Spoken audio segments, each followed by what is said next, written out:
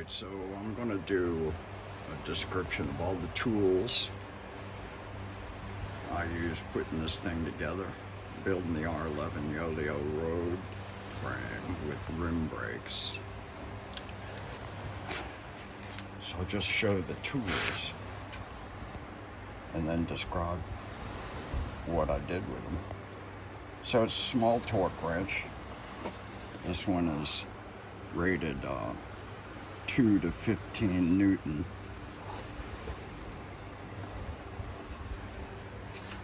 A larger torque wrench,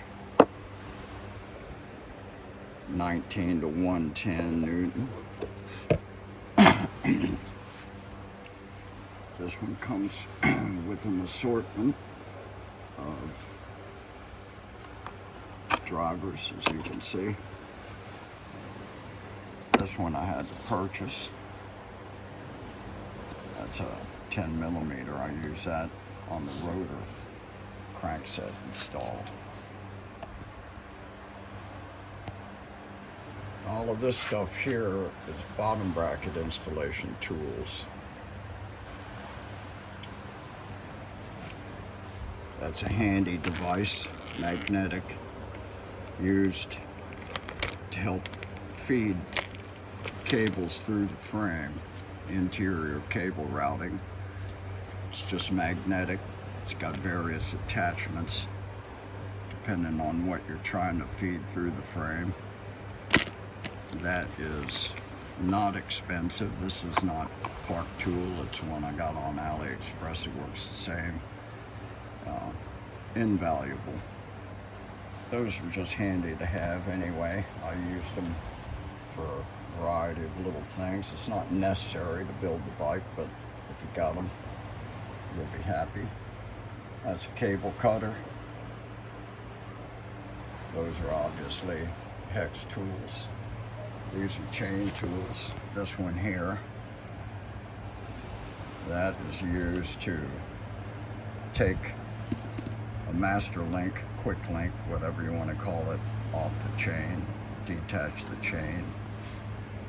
Those are some links I took off the chain to fit the bike. That's a chain link tool. Very good quality, once again, AliExpress. Most of all the stuff I bought especially to build this bike came from AliExpress. Good service. Now, what I use them for. Let's start at the front end. Handlebars. I use this tool here to feed the cables through the bars. The bars have interior routing. You're not going to be able to see much there. The cable goes into the bar here. So I got a whole bunch of stuff going on in the handlebars, and that tool, you really need it. Otherwise, you're just going to make yourself crazy. Pretty much everything on the handlebars is 5 millimeter hex head.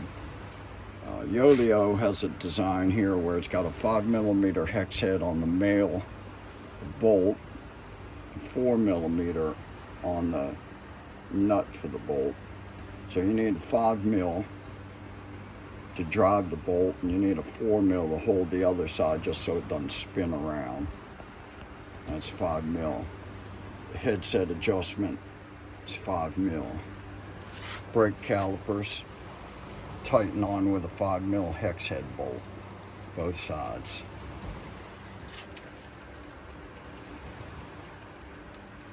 Rest of the front end, you don't need anything to put the fork in. You just slide the bearing retainer down over the crown, pop the lower bearing in place. It will stay in the frame, it won't fall out. Put the steering tube through the head tube, pop the upper bearing on, bearing retainer on top of that, and then this cap slides down. At that point, it'll hold the fork in place. It won't fall out. This cap here. Spacers just slide on. you're going to need a hacksaw or something like that to chop the excess steering tube off. And if you have it, a saw guide, I took this to my local shop and just had the guy there cut it for me. He didn't charge me anything. That is an alternate location for the Di2 Junction A box.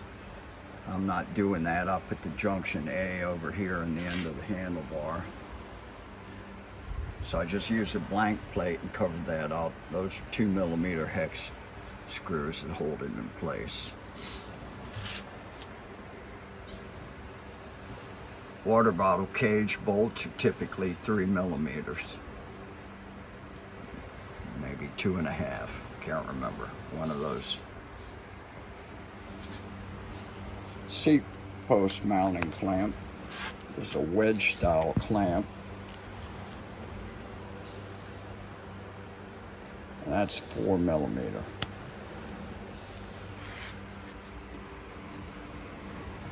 The seat rail clamp. It's a different design from what I've seen. I'm sure it's probably fairly ubiquitous these days, but it's got two pieces here that slide out that clamp the rails. The seat post just has a cylindrical hole there.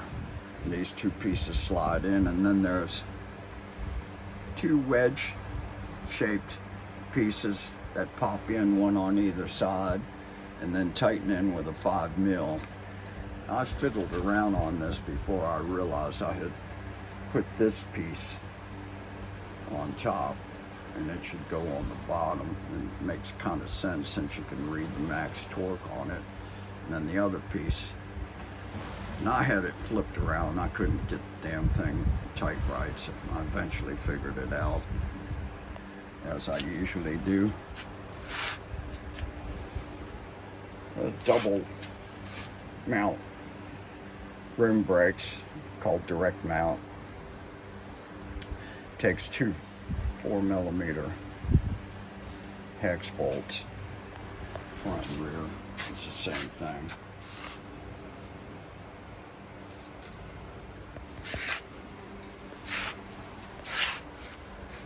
The bottom bracket takes these tools here. That's a bottom bracket install tool I made. That's an M12 bar. You could use 1/2 inch, just the same. Typical cheap ones you buy on the internet maybe have a M10, and I was talking to Hambini about that, and he says, well, get the M12, don't mess around, it's stronger. So that's an M12, and I just bought these nuts and some washers. The nuts obviously thread on the M12. Take a 19mm wrench to tighten them. This is a bore honing tool, cylinder bore honing tool. You cut that thing off and those stones will spring open and self-center inside the bottom bracket. Now, you don't need that to build a bike, assuming the bottom bracket frame opening has been properly done. Mine was a little bit oval. This is a tool that Hambini had me make. It's called a go no go. 41mm is the dimension of a BB86 bottom bracket, which is what I have. So the idea, I had this machined locally, it's cheap. On one side is 40.95, on the other 41. So you check the frame opening with this, and if it goes in, that's a go. If it doesn't go in, that's a no-go. This side should no-go. This side should be a go. And it should go in a good amount. I ended up having to use that cylinder bore attached to a little battery-powered drill to remove some of the material on the inside of the frame to make this go in, and then eventually I got it in up to about there. I've seen Hambini do it where he's putting it, you can barely see there's a midline there. He's putting it in about that far. Well, I did it a little bit more, and it doesn't seem to have made any difference. It rides just fine. Anyway, that's not necessary to build the R11 unless frame opening's not right. Now, the way I knew it wasn't right is after I made this, I put it in. It barely went in. It went in about that much. And when it was in, I went around the other side and shined a light behind this, and then looked from the other side, and I could see a little glints of light in a couple places, which basically means frame opening isn't perfectly round. It's a little bit out of round. So that's why I had to, it was undersized and out of round, so I fixed it with that. Now this is the bottom bracket install tool that comes with Hambini's bottom bracket. This is the receiving end when you're installing the bottom bracket. This goes on the non-drive side, which is the left side of your frame.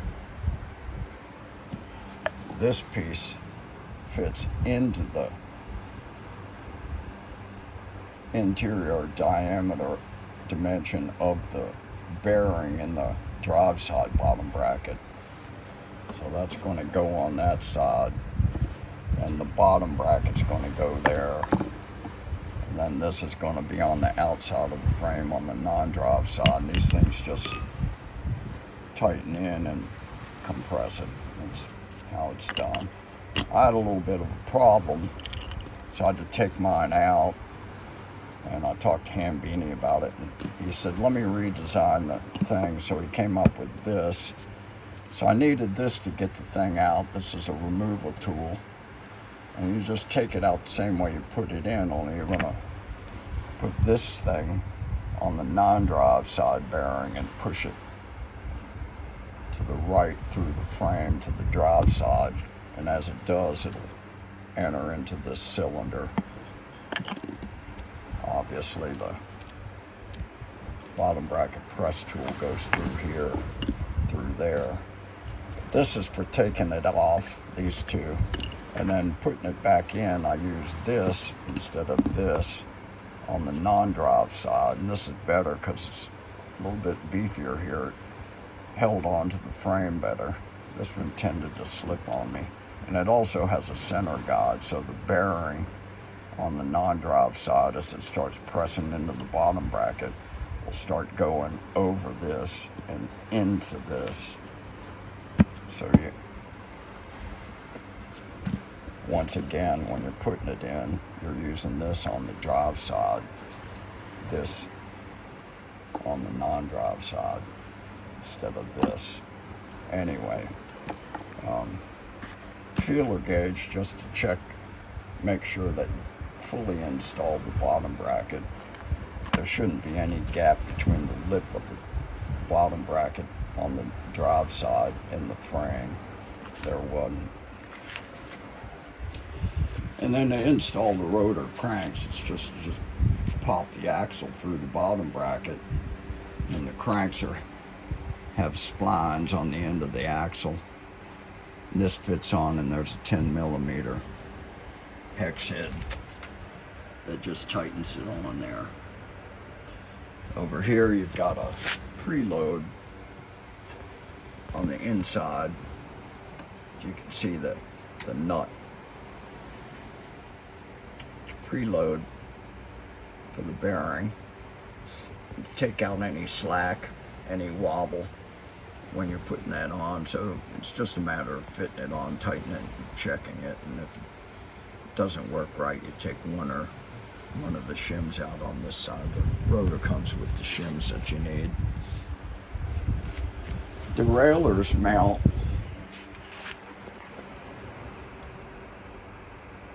that's the mounting bolt for the front.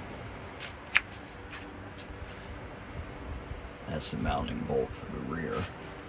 Both are 5mm hex head bolts.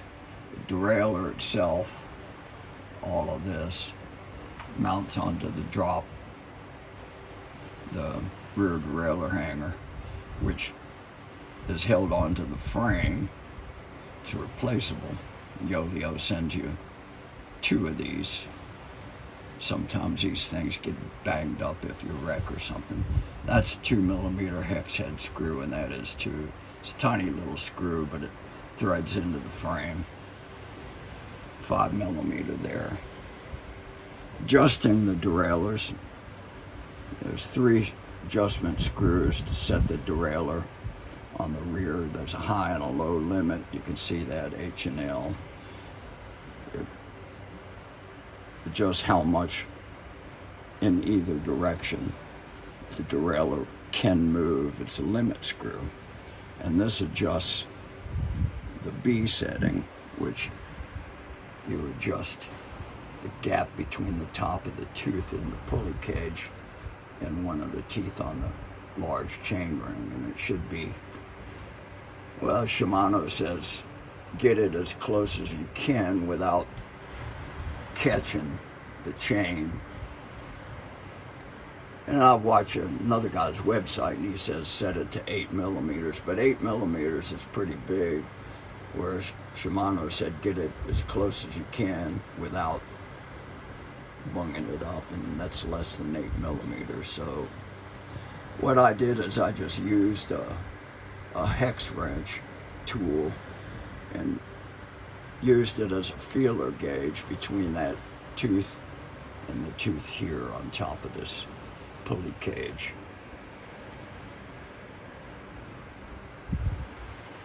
And you just adjust this B screw, and as you turn it in or out, this cage will move up or down away from that large cog, the low gear cog. It's not super hard to do. It's just you have to figure out how to do it and read the instructions, and it's all kind of not a big deal. But you're doing it the first time, so you want to be careful, and I was. That's pretty much it. These are chain tools. This one will take a master link out of a chain. Goes, where am I? There it is. You put it in between the links, get it in there, and then press it, and it'll pop the master link off. And then when you're putting it back on, you squeeze it apart, and it puts the master link back on. I maybe took off 1, possibly 2 links too many. It works. This is on the big ring up front and the big ring in the back, and you see how far extended the cage is. There's more extension to it, so it's not like I've overdone it, but that's 28 tooth low gear cog, and I've got a alternate cassette with 32, and I'm thinking, depending on the terrain I'm riding, I'm gonna switch those cassettes out. So I think that's not enough chain to get on the 32, so I'm gonna put a couple links back in, and this thing will come back and be more straight down, which I think is what it should be. I guess I just got excited or something there. I don't use lube, dry lube, or wet lube on here at all. I wax the chain. It's so much better. It's quiet. It doesn't pick up dirt. These things don't get all gritty and gunky. The derailleurs need some oil on the pivots, of course, and that will pick up some road grit. You just have to clean it every now and then, but it's a whole lot less. There's no grit or grease on here. So I stripped the chain from the factory grease when I first got it. Used turpentine or mineral spirits, white spirits, whatever you want to call it. And then I got any residue of that off the chain by using methyl alcohol.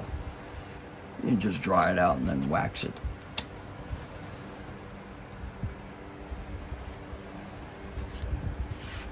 So it's nuts and bolts basically, but there's the fine adjustments that come after that take some time and riding and testing and come back and tinkering again, and that's what I'm going to do tomorrow. I had it set up and it was working pretty good, and I thought, I'm hearing a little tiny bit of chain noise, so I made a change on the front derailleur and I overdid it. So the rear end of this derailleur is angled out a little bit too much here now, and it's creating audible chain noise when I'm on the large ring and down in this range in the back. So I'm going to fix that tomorrow. Otherwise, damn thing's riding pretty good. I'm getting used to it. It's a different feel entirely from the frame I've been riding. Anyway, there you go.